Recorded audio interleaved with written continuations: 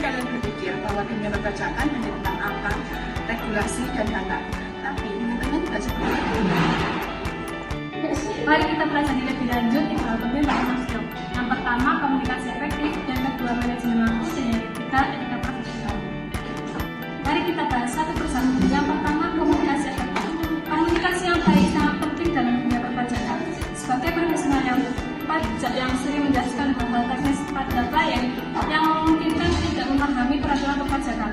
Dengan komunikasi yang efektif, kita bisa menyampaikan informasi yang kompleks dengan cara yang sederhana dan mudah dipahami.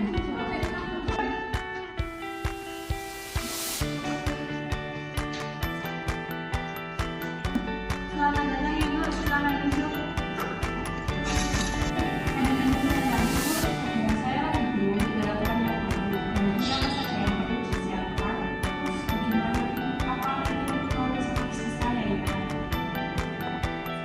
Perubahan aturan yang membingungkan, tapi jangan khawatir, kita akan bahas satu persatu.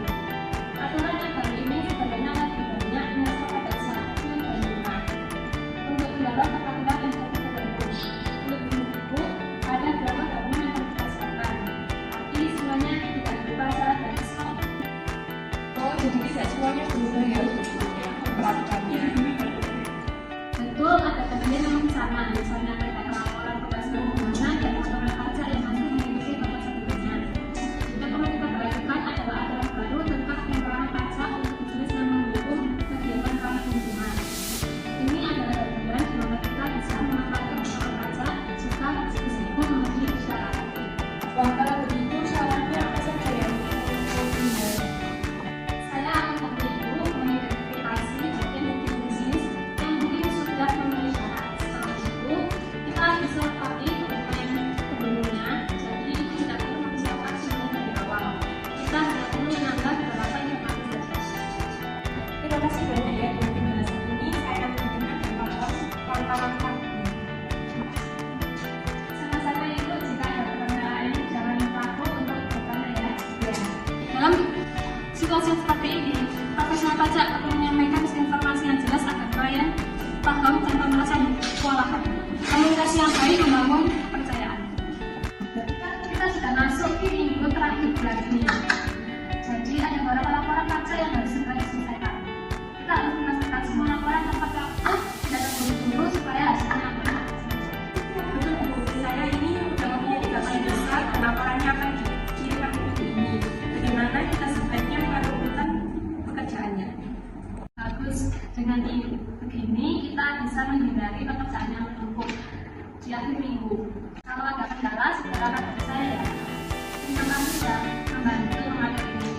Sama-sama Bu, dengan jadwal ini saya rasa bisa menyelesaikan semuanya di hari ini.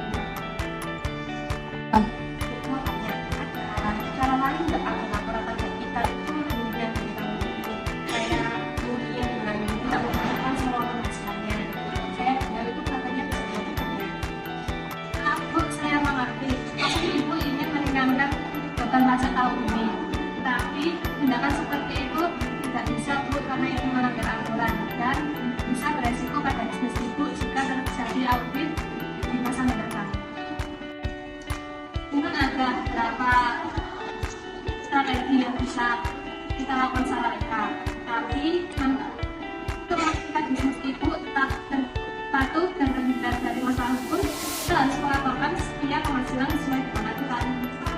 Saya mengerti, saya hanya khawatir soal pajak yang terus dibayar. Kalau memang itu yang paling aman, tentu saja saya membutuhkan saran dari Pak. Masih pun dalam mengambil keputusan tetap. Dengan melakukan peraturan ini, membuat bisnis itu terhindar dari resiko. Terima kasih ya buat kesalahan. Jadi itulah solusi dalam dunia perpajakan. Dalam dunia perpajakan tidak hanya dengan angka, data, dan regulasi, tapi juga memiliki interaksi yang efektif antara klien dan berjalan otoritas pajak.